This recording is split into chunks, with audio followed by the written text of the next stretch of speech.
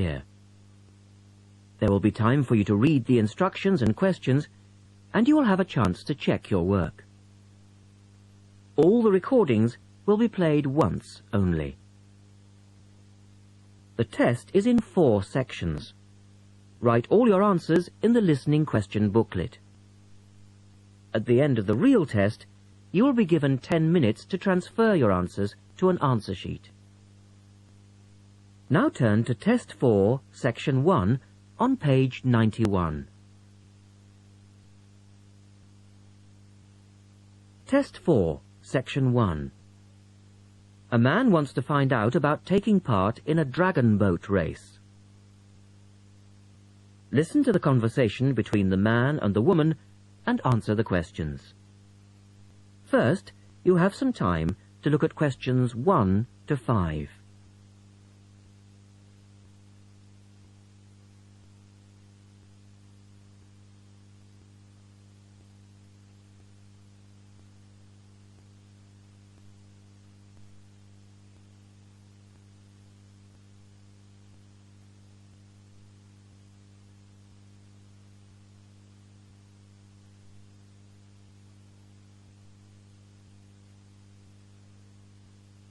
You will see that there is an example which has been done for you. On this occasion only, the conversation relating to this will be played twice.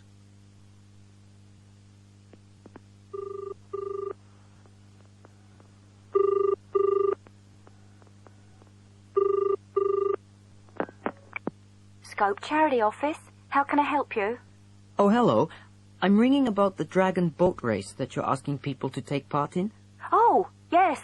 We still need a few more teams. Are you interested in joining the race? The man asks for information about the Dragon Boat Race, so the answer is Dragon Boat Race. Now we shall begin. You should answer the questions as you listen, because you will not hear the recording a second time. Listen carefully and answer questions 1 to 5.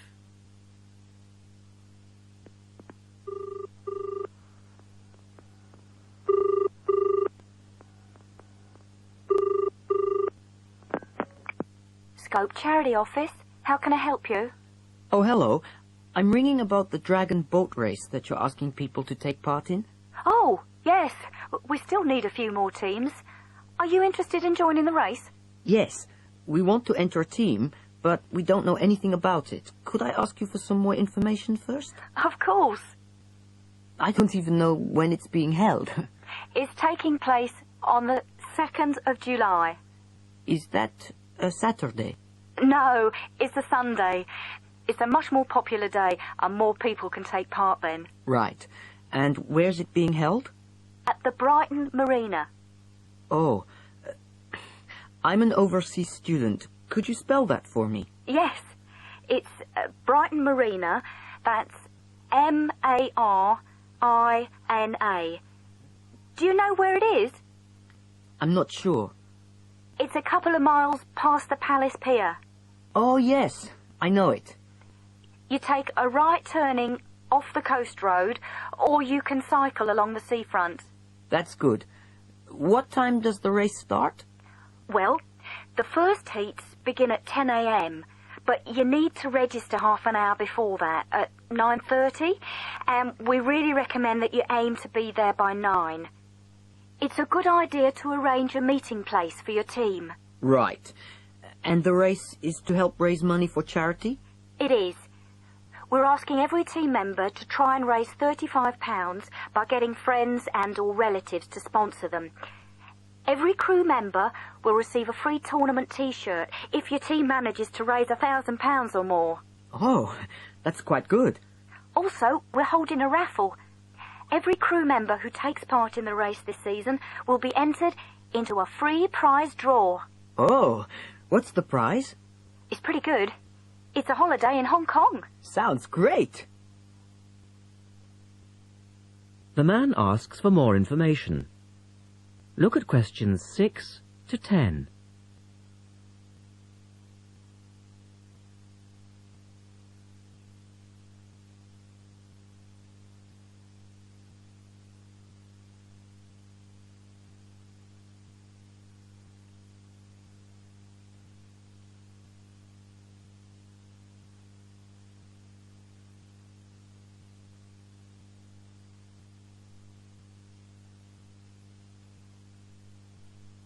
Now listen to their conversation and answer questions 6 to 10. Is there anything else you need to know? Could you just tell me a little bit more about the teams?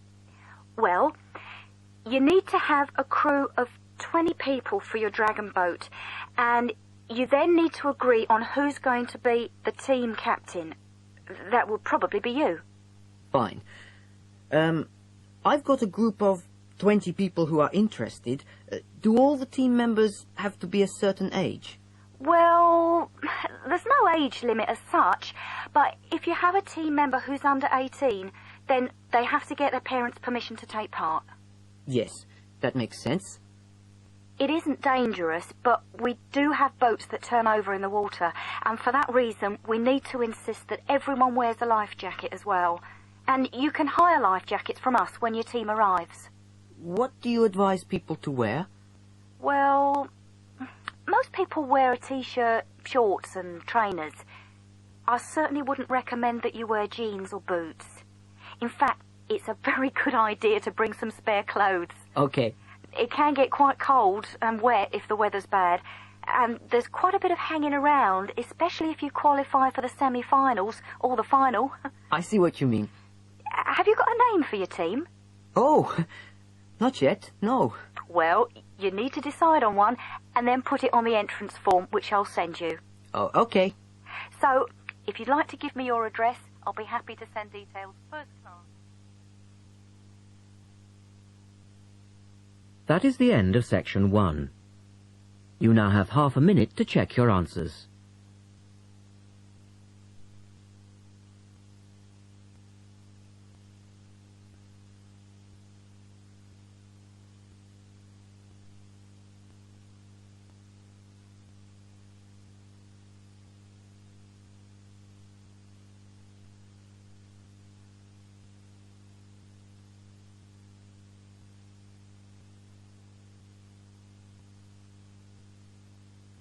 Now turn to section 2 on page 92.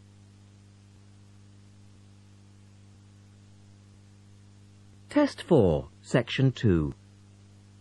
You will hear a talk by a wildlife specialist on a type of bird called a kiwi.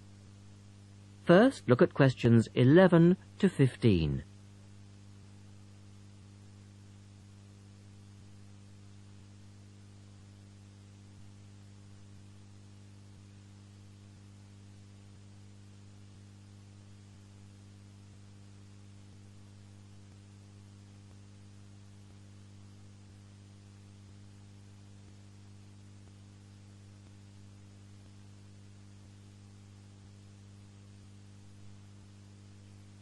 As you listen to the first part of the talk, answer questions 11 to 15.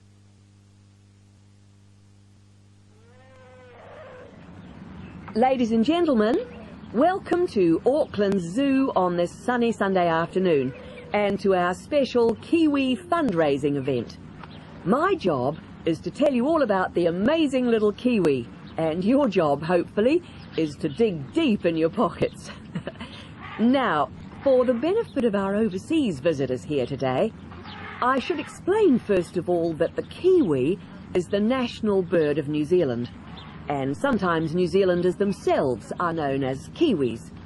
Now, while kiwis in the wild are a rare sight, the kiwi as a symbol is far more visible.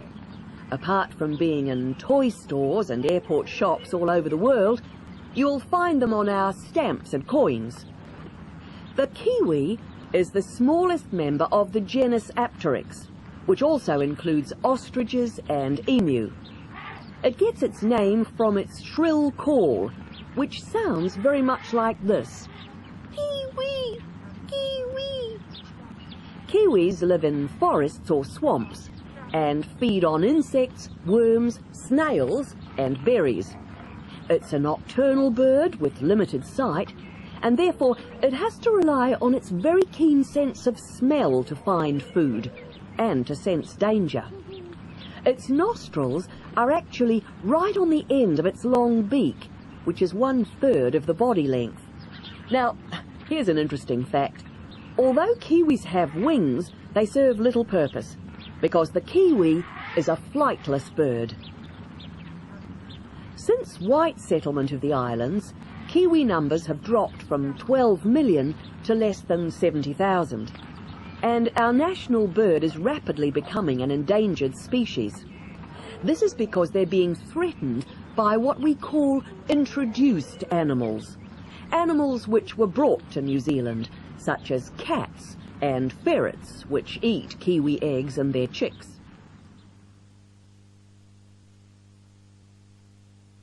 Now look at questions 16 to 20.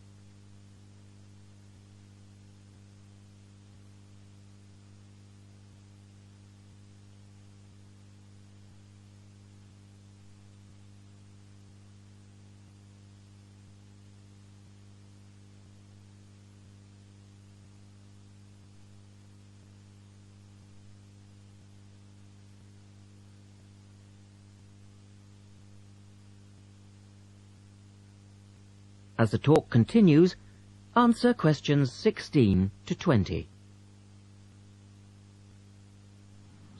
And so we have launched the Kiwi Recovery Program in an all-out effort to save our national bird from extinction. There are 3 stages to this program. Firstly, we have the scientific research stage. This involves research to find out more about what kiwis need to survive in the wild. Then, secondly, we have the action stage. This is where we go into the field and actually put our knowledge to work. We call this putting science into practice. And then we come to the 3rd stage, the global education stage. By working with schools and groups like yourself, as well as through our award-winning Kiwi website, we are hoping to educate people about the plight of the kiwi. As part of the action stage, which I just mentioned, we've introduced Operation Nest Egg, and this is where your money will be going. It works like this. It's a 3-stage process. First of all, we go out to the kiwi's natural habitat and we collect kiwi eggs. This is the tricky part, because it can be very difficult to find the eggs. Then, in safe surroundings, away from predators, the chicks are reared. Now, this can be done on predator-free islands or in captivity. They're reared until they're about 9 months old, at which stage the chicks are returned to the wild. So far, it's proving successful. And since we started the program, some 34 chicks have been successfully raised this year, and their chances of survival have increased from 5 to 85%. However, it's not time to celebrate kiwi survival just yet. About 95% of kiwi chicks still don't make it to 6 months of age without protection, which is why Operation Nest Egg is so important, and we ask you to give generously today.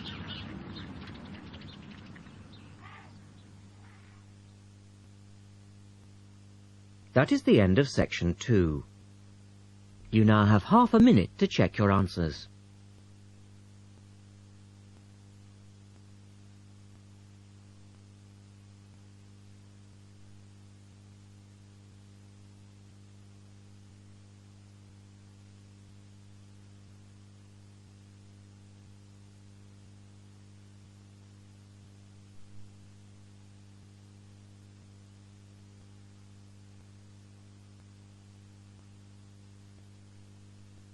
This is the end of side 1. The test continues on side 2.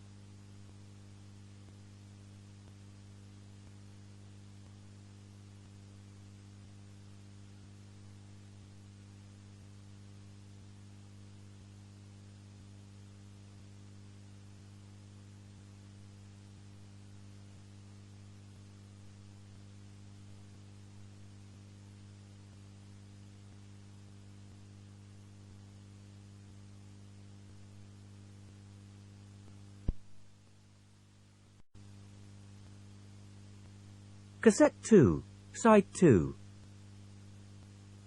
Now turn to section 3 on page 94.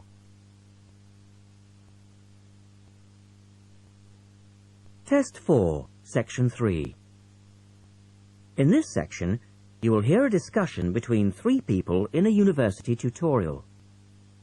In the first part of the discussion, they're talking about city traffic and the motor car. First, look at questions 21 to 24.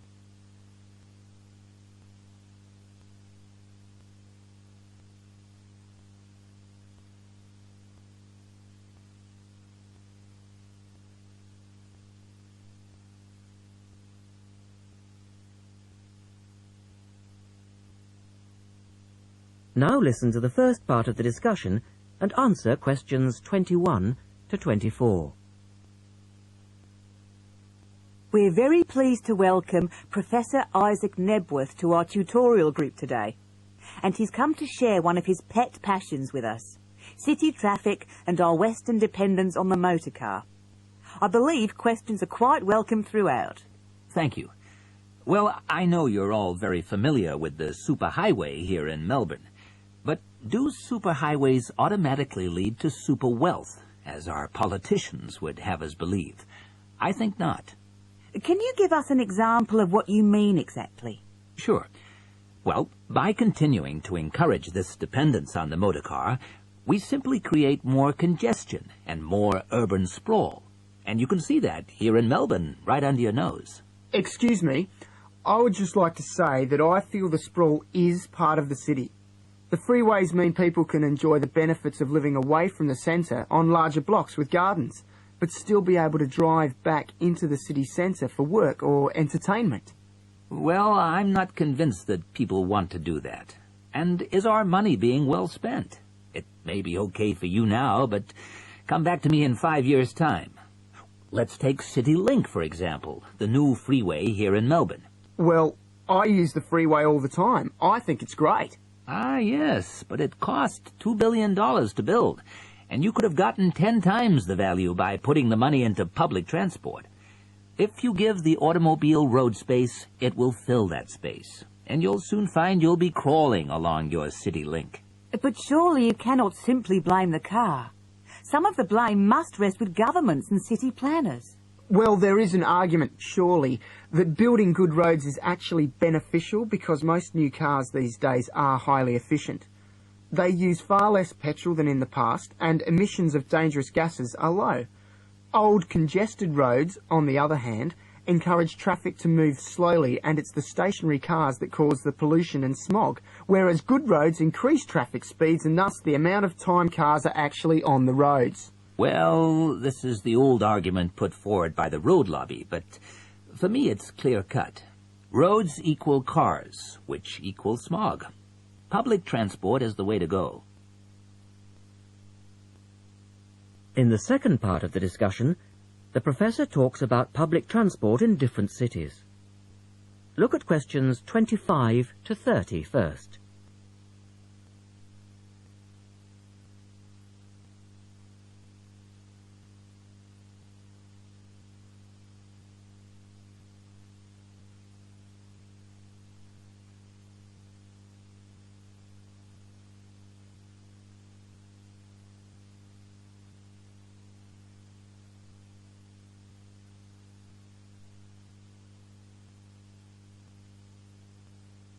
As you listen to the discussion, complete the questions about public transport. Now, on that topic of public transport, I read somewhere recently that Australia isn't doing too badly in the challenge to increase the use of public transport. Better than America, granted. But by comparison with Canada, it's not so good. For instance, if you compare Toronto with the U.S. metropolis of Detroit, only 160 kilometers away, in Detroit, only 1% of passenger travel is by public transport, whereas in Toronto it's 24%, which is considerably better than Sydney, which can only boast 16%. Well, I think it's encouraging that our least car-dependent city is actually our largest city. 16% of trips being taken on public transport in Sydney isn't too bad. But it's a long way behind Europe. Take both London and Paris, for instance, where 30% of all trips taken are on public transport. Well, they do both have an excellent underground system. And Frankfurt comes in higher still at 32%. I understand that they've been very successful in Copenhagen at ridding the city of the car. Can you tell us anything about that experiment? Yes, indeed. Copenhagen is a wonderful example of a city that has learned to live without the motor car. Back in the 1960s, they adopted a number of policies designed to draw people back into the city. For instance, they paid musicians and artists to perform in the streets. They also built cycle lanes, and now 30% of the inhabitants of Copenhagen use a bicycle to go to work. Sydney, by comparison, can only boast 1% of the population cycling to work. It could have something to do with all the hills? Then they banned cars from many parts of the city, and every year 3% of the city parking is removed. And by constantly reducing parking, they've created public spaces and clean air. Really? There are also freely available bicycles, which you can hire for practically nothing. And, of course, they have an excellent public transport system. Well, that's all very well for Copenhagen, but I'd just like to say that some cities are just too large for a decent public transport system to work well, particularly in areas with low population. Because if there aren't many people using the service, then they don't schedule enough buses or trains for that route. I accept that there's a vicious circle here, but people do need to support the system. And secondly, the whole process takes so long because usually you have to change. You know, from bus to train, that sort of thing. And that can be quite difficult. Ultimately, it's much easier to jump in your car. And often it turns out to be cheaper. Sure, but cheaper for whom? You or society? We have to work towards the ideal and not give in all the time because things are too difficult. Anyway, let's move on to some of the results of the survey, which I think you'll agree. That is the end of section 3. You now have half a minute to check your answers.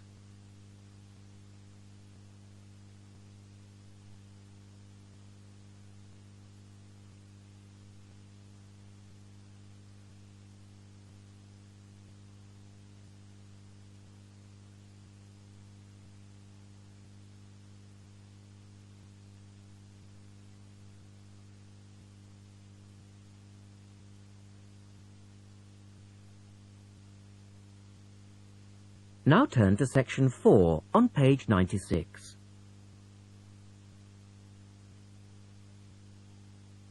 Test 4, section 4.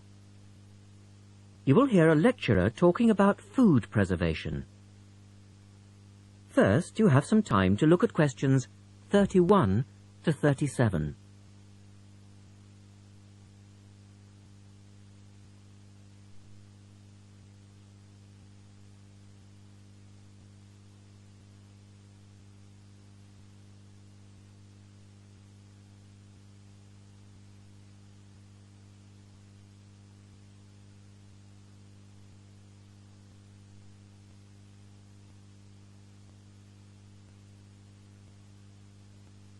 Now listen carefully and answer questions 31 to 37. In today's lecture, I'd like to look at the topic of food preservation and start by asking the obvious question, why do we need to preserve food?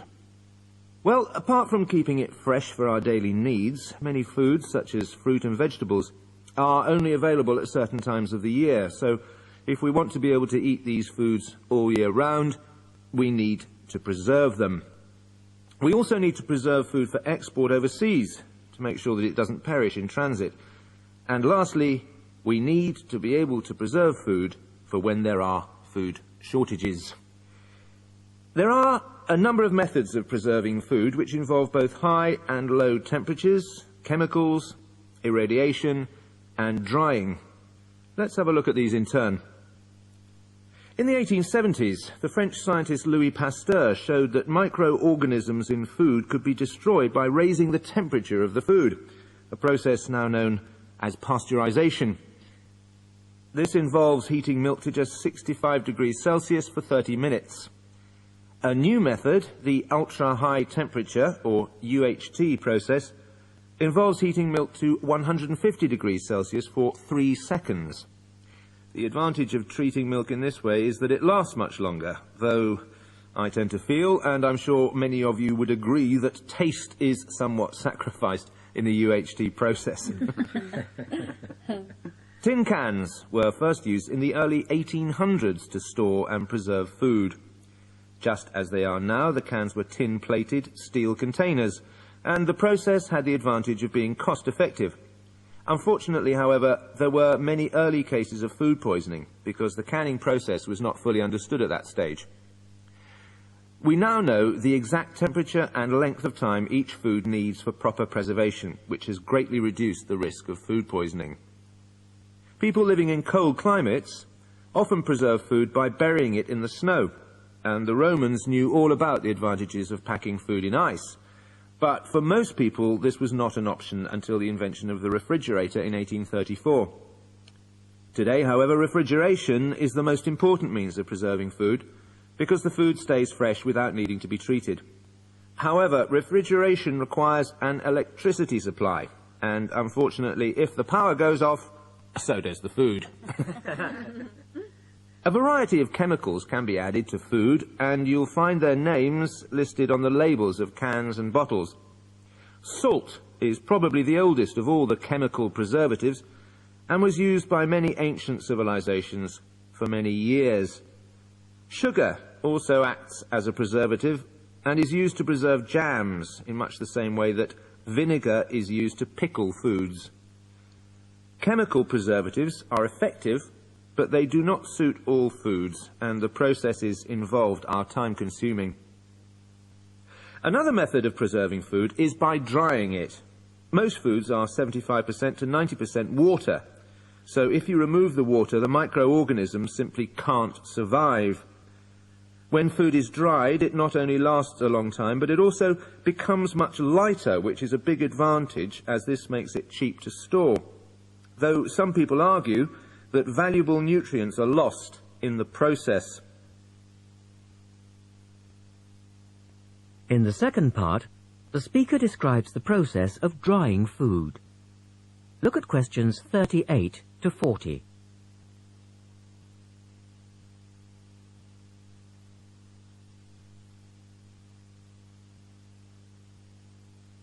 Now listen carefully and label the diagram. Early methods for drying food involved cutting it into strips and hanging it in the sun or over fires. But there are now a number of more modern methods which involve the use of recent technology. One of these is known as roller drying, and it's a highly effective way of making dried foods from liquids, such as soup.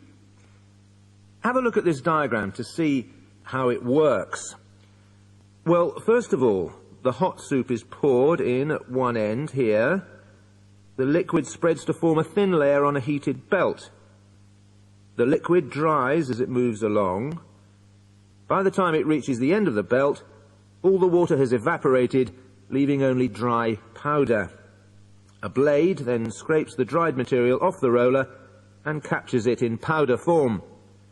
All you have to do is add boiling water, and you have your hot soup back again, ready to drink. Another method is called freeze drying, and for those of you who still remember... That is the end of section 4.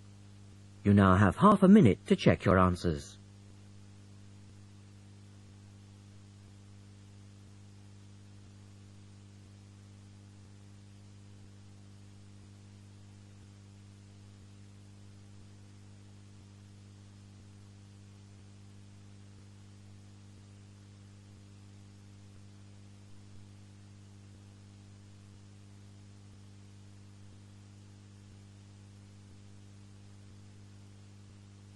That is the end of the listening test.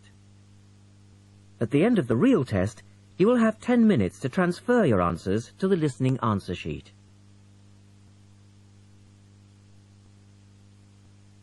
Test 5. You will hear a number of different recordings, and you will have to answer questions on what you hear. There will be time for you to read the instructions and questions, and you will have a chance to check your work. All the recordings will be played once only. The test is in 4 sections.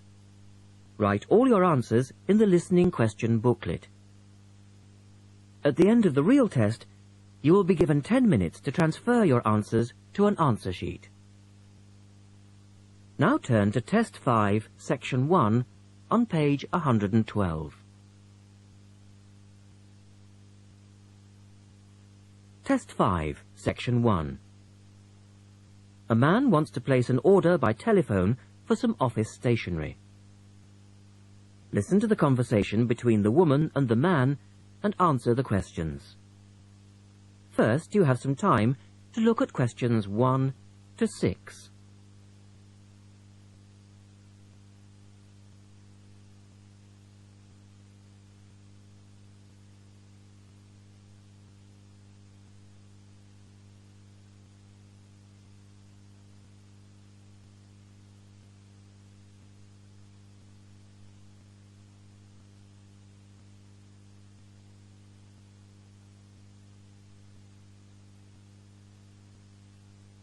You will see that there is an example which has been done for you. On this occasion only, the conversation relating to this will be played twice.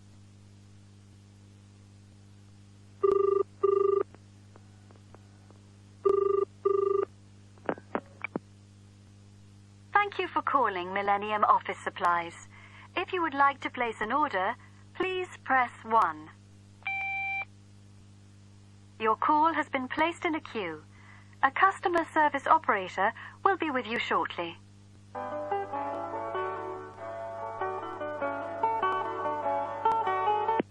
Gina speaking. How can I help you? Oh, hello. I'd like to order some stationery, please. And who am I speaking to? John Carter. The man says his name is John Carter. Now we shall begin. You should answer the questions as you listen, because you will not hear the recording a second time. Listen carefully and answer questions 1 to 6.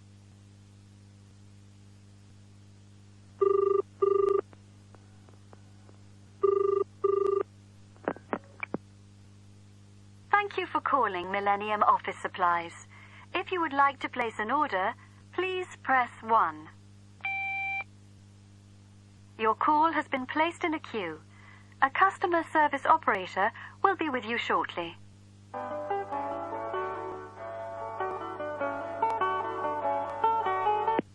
Gina speaking. How can I help you?